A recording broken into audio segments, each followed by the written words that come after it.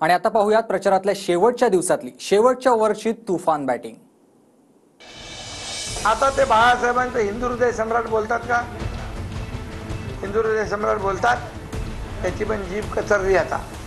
आणि तोडो फोडो गाडो ये करो, मला जेल मध्ये टाको। अरे क्या एकनाथ शिंदे है क्या है?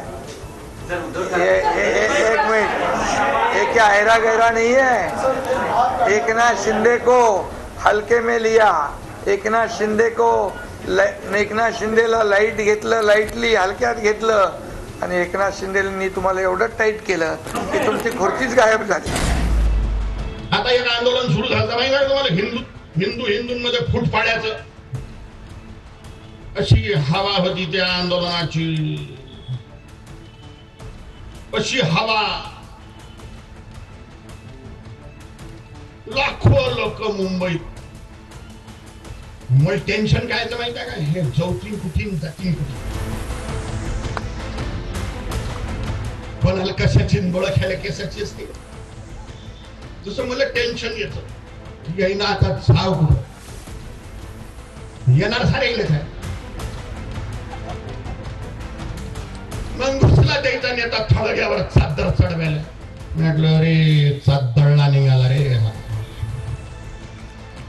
काही नाही, काही जाती भातीचे आरक्षणाच्या गोष्टी नाही, हिंदुत्व तोड्यासाठी निघालेले राक्षस आहे, राक्षस।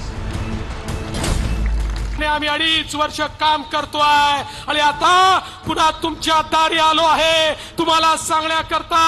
या ठिकाणी तुम्हाला प्रगतीचं सरकार पाहिजे की स्थगितीचं सरकार पाहिजे?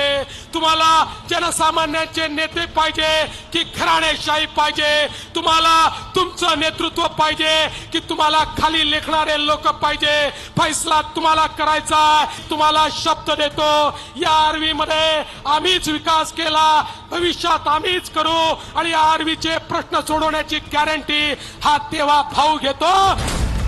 लोकसभेला तुम्ही दिला दणका, मग लोकसभेला मतांची झाली कडकी, तेव्हा विधानसभेला 2 महिने बहीण झाली होती लाडकी।